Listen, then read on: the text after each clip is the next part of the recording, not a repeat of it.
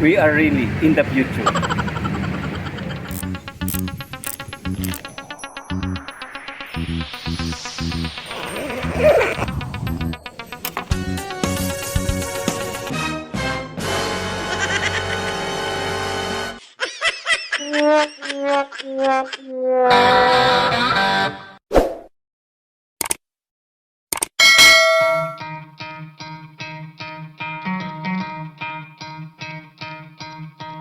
You could try to play, but you're never gonna beat me. Look the other way, what I'm doing ain't easy. Bloody hands stained from the people who deceive me. Muddy hands break through the chains, go free me. Looking for change, looking for pain. Pulling a mob, pushing a train. I'll never stop, stick to a lane. Pick up the pieces and go rearrange. I'll be the best above all the rest, put me to the test and expect nothing less, your check as I'm chess, what's happening next, yeah. He got the venom, a tangible weapon, no coming in second. This life is a lesson, he got a new engine from pain, it's a blessing. New focus, no guessing, just bold and obsession. All in his possession, you got their attention. I'll leave an impression and take your redemption. Just kill, no discretion, your mind is a weapon. 11-11, it's time for progression, You could try to play, but you're never gonna beat me. Look the other way, what I'm doing ain't easy. Bloody hands stained from the people who deceive me. Muddy hands break through the chains, go free me. People like sheep move feet, hurt it easy. You don't wanna be fast asleep when they scheming. Better stand tall, ready for a fight, believe me. When they try the chains, you can say no, free me. So he's been looking for somebody who could save him, instead of searching inside for what they gave him. A strong will, strong mind causes... First impression mga ka-riders, nung una nating nakita, ito pong si SYM Naga 150. Dito po ito sa Michikoshi, Parian Branch, Calamba City. Para siyang galing sa ibang planeta, di ba? Sa design pa lang ng kanyang body, kakaiba. Wala siyang tinularan, no? Kita nyo, syempre SYM to, original na design. Very unique at futuristic po ang itsura ng kanyang body. Hindi lang sa looks ito gwapo, pati sa specifications, napakagwapo po nito. Sa cash price po na almost 120,000 pesos, kumpleto na po, lalo na sa safety features itong si SYM Naga 150. Dito sa kanyang front fender, ayan, nakalagay na po yung traction control system. And then dual channel ABS na rin po sa braking system. Kaya sulit na po ito sa halagang 120,000 pesos. Mamaya po alamin natin sa installment, alaman natin yung down payment at monthly installment sa 3 years, 2 years at 1 year. And then bukod po dun sa kanyang safety features, kita nyo meron na po siyang radiator, so ito po ay liquid cooled na sa cooling system. And then of course fuel injected po sa fuel supply system. And then naka 4 valve na rin po ito, single overhead cam at 150cc displacement. Naka full digital na po sa instrument panel, although hindi po siya TFT display, okay lang dahil yung mga ine-expect ko na specifications niya ay kumpleto po. Gwapo nitong kanyang naked handlebar. Ang ganda ng pagkakakurbada niya, di ba? Hindi siya masyado mahaba. Medyo nagmukha lang mahaba dahil dito po sa stainless na bar end. Bukod po natin ng review yung activation, wala pa po kasing battery naka-installed at babalikan na lang natin, ha. Okay, dito po sa kanya mga switches and button, meron po siyang passing light, high beam, low beam sign, hazard lamp, turning signals, horn. Dito po sa kabila meron po siyang kill switch, and then electric starter push button. Smart keyless system na rin po sa kanya ignition. Ito po yung kanyang remote control at parang meron din siyang manual key, mga riders. Yun. So pag nagka-problema tayo sa battery ng remote, ayaw gumana ng remote, no problem. Ito pa rin po yung kanyang physical key. Pure black na remote. Okay, meron po siyang 3 button, lock, unlock, and then yung mute or sa alarm. And then ito po yung kanyang knob na parang similar siya sa knob ng Husky ADB, di ba? Okay, dito po sa gitna ng knob, sa pihitan, ayan, dito po nakapwesto yung susian natin para sa physical key. And then katabi na rin po yung charging port. Okay, dalawa, isang type C at isang USB type ready. At ito po ang pwesto ng kanyang gas tank. Check natin kung ito nga ba ay yung kanyang gas tank, kasi baka ibang lagayan to eh. So, baligtad. I-open natin, And then meron po itong 7.3 liters na fuel tank capacity at 42 kilometers per 1 liter naman po sa fuel consumption. Meron po itong top speed na umaabot hanggang 105 kilometers per hour. Alam niyo, mas maganda talaga pag dito nakapwesto po ang gas tank natin sa harap para nagiging balanse po yung weight distribution. Kasi kadalasan nga po, pag mabigat dito sa hulihan, kapag biglang arangkada, umiiktad yung ating motor, di ba? Lalo't kumiangkas tayo. So dito nga po mababalanse na. Dahil may bigat na siya dito sa harap. And then kapag bubuksan po yung seat, okay, dito sa pihit pakaliwa, ayun.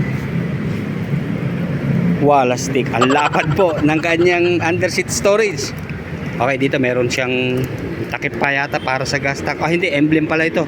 Wala lang po akong idea kung gaano kalaki itong kanyang under seat storage. Pero estimate ko siguro nasa 25 to 28 liters ang kanyang capacity. So ito nga po ang full face helmet. Okay, mukhang hindi siya po pwede. Ayan, angat. Try natin baliktarin, ha.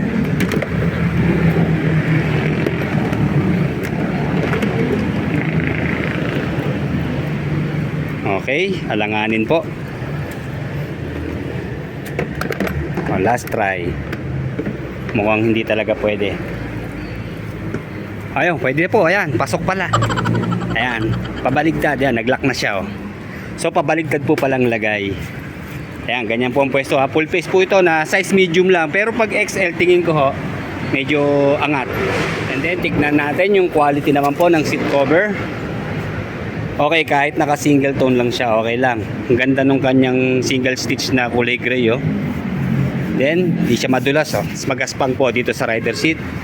And then yung brand po na SYM, yan. Original na SYM talaga na seat cover. And then yung shape niya, hindi siya masyadong malalim, pero tingin ko komportable ito. Malambot yung foam, makapal na seat cover. And then sa floorboard ko, average lang siya. Tama-tama lang yung lapad, hindi siya pa sexy, oh. Tama lang to, pantay lang. At itong nagustuhan ko sa kanya, yung pocket niya kahit isa lang, ang lapad naman, oh. Marami tayong mailalagay. And then may utility hook po na foldable dito sa gitna. Sa ilalim ng upuan, wala na po. At dito po nakapwesto ang battery ng SYM Naga sa may floorboard, kaya no problem, nasa bandang gitna, mataas din naman siya, hindi siya gababaan. And then sa grab bar, nagkakapareho sila ng sa Husky ATV. Okay, siguro gagawa natin ng bukod na comparison yung dalawa. Pero titignan ko dun sa ATV ng Husky kung pareho talaga ng forma ng grab bar. Hindi naman pala. Ayan, medyo may pagka-curve dito sa ATV. Sa rear suspension po sila nagkapareho ng ATV Husky, pa-diagonal na malaking monoshock dito po sa bandang left side, ha. Pati po dito sa air filter box at sa crankcase sa CVT, naka-carbon load din na rin po, pareho din ng laki. Wala nga lang pong kickstarter to mga riders, ha. And then meron po itong kill switch sensor sa side stand. And then dito po sa footrest, pupush nyo lang po siya ng soft touch. Ayaw, yun pala. Ayan, medyo mahaba siya na aluminum, di ba? Tapos pag ibabalik, soft touch lang din. Ayan, pag lumagutok na, okay na yon. And then maninibago po kayo sa pwesto ng kanyang plate number. Ayan, mababa po, oh. Maganda, hindi na yung katulad na traditional na rear fender. Nakabukod na siya dito na tire hugger, ang haba.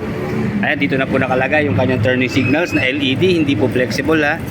And then ito po yung kanyang plate lights. So ito ang pwesto po ng ating plate number. Mahaba naman po yung tire hugger, kaya hindi tayo masyadong matatalsikan ng putik. And then sa tail light po pala, ito unique din, parang dalawa siyang letter C na full LED stoplight tail lights. Madali na natin malilinis itong ilalim yan dahil open na open siya.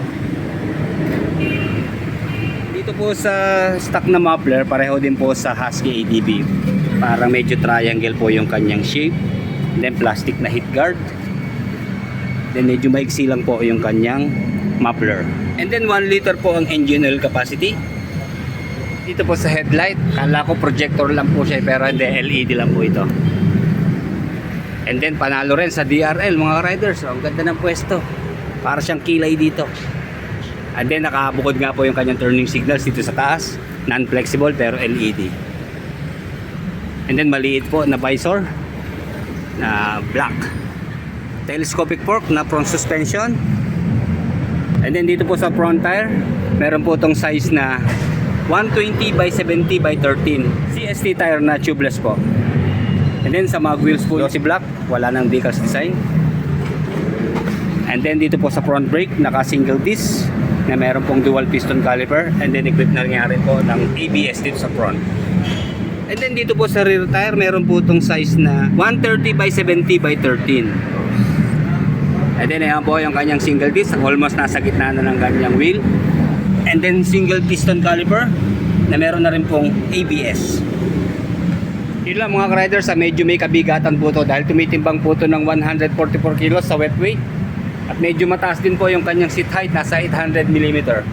And then 125mm naman po sa ground clearance. At maximum power of 14.2 horsepower at 8,000 RPM and 13 Nm of torque at 7,500 RPM. And then ngayon ko lang napansin mga riders, so dito sa kanyang fairing, so para siyang may kaliskis, so, yung design, di ba? Nga ba tawag dito, honeycomb ba? Ayos, panalo. Okay, sukatin na natin, side stand po natin ha. Alam nyo, minsan napapaisip ako para pa nangihinayang tayo, di ba? Sa halagang 120,000, hindi sila nagkakalayo ng presyo ng Aerox. Pero syempre, kanya-kanya po tayong taste sa motor. So yun lang mga riders, sa height ko po na 580 yan po, mataas po talaga yung seat height. So siguro maganda rito, palit tayo ng flat seat or kaya bawasan natin yung foam. Kaya lang siyempre mababago ang forma nito kapag kagano'n Yun lang ang problema po medyo mataas po talaga Pero anyway, hindi naman tayo lagi nakatiyad sa motor pagtakbo natin okay na yan. Okay, sukatin po natin yung kanyang floorboard. Ayan, very spacious siya. Pwede pa tayong magkarga dito ng bag sa gitna. At isa pa, mayroon pong extension yung kanyang footboard Pwede tayong mag-stretching, mag-unat-unat kapag nangangalay na sa long ride. Titignan nyo parang maliit pero dito sa pwesto ko para na rin tayo ditong mato lapat, mataas din po yung kanyang manibela, naka upright. Ayan, komportable naman po. Sa rear brake, ayan, malakas po ang preno niya mga riders wala pang half press, kagat na agad. At dito naman po sa front brake, ayun, medyo malambot dito pero malakas din mga riders. And then check po natin yung kanyang rear suspension. Ine-expect ko hindi siya malambot kasi parang iba yung pwesto ng kanyang rear suspension, di ba? Pa-diagonal. So dito po, maganda ang pagkaka-bounce po natin, malambot, komportable. Wala man lang tayo marinig na ingay o langit-ngit, di ba? And then sa turning radius, ayan, may distansya pa naman sa ating hita. Kala ko didikit Ayan. Lusot pa siya. So kahit mag-sharp curve tayo, no problem.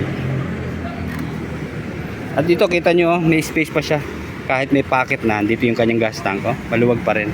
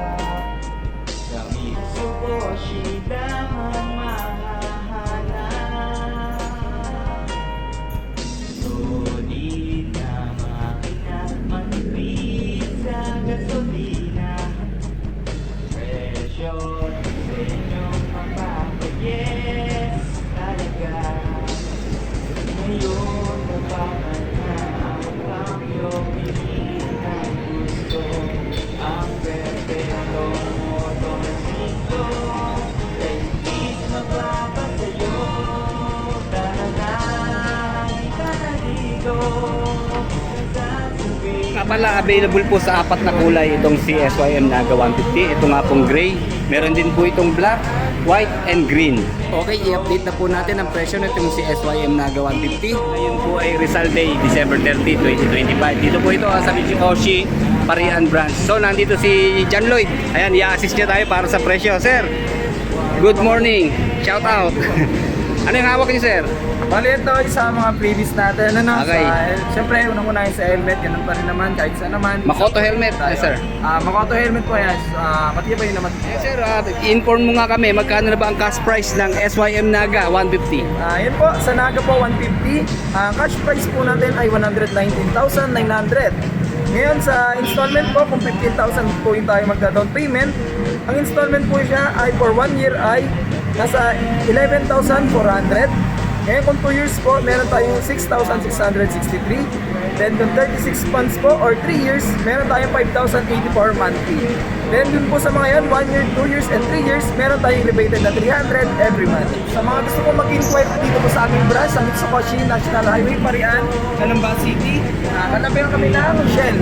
Kung hindi mo kayo makapunta dito sa branch po namin, pwede tayo mag-apply through online sa Mitsukoshi page po namin. Sa requirements po, kailangan natin ng valid ID, meron to bill, payslip, tsaka po barangay clearance, motor loan purposes. Para naman po sa mas mabilis na information, pwede tayong tumawag po sa aming contact number. Number po namin ay 0919-074-6630. Maraming salamat po and Happy New Year po sa inyong lahat. Okay, thank you, pre. Kaya kung ang hanap nyo ay scooter na kakaiba, andito na ang SYM Naga. Like, comment, and subscribe sa ating channel. Salamat po.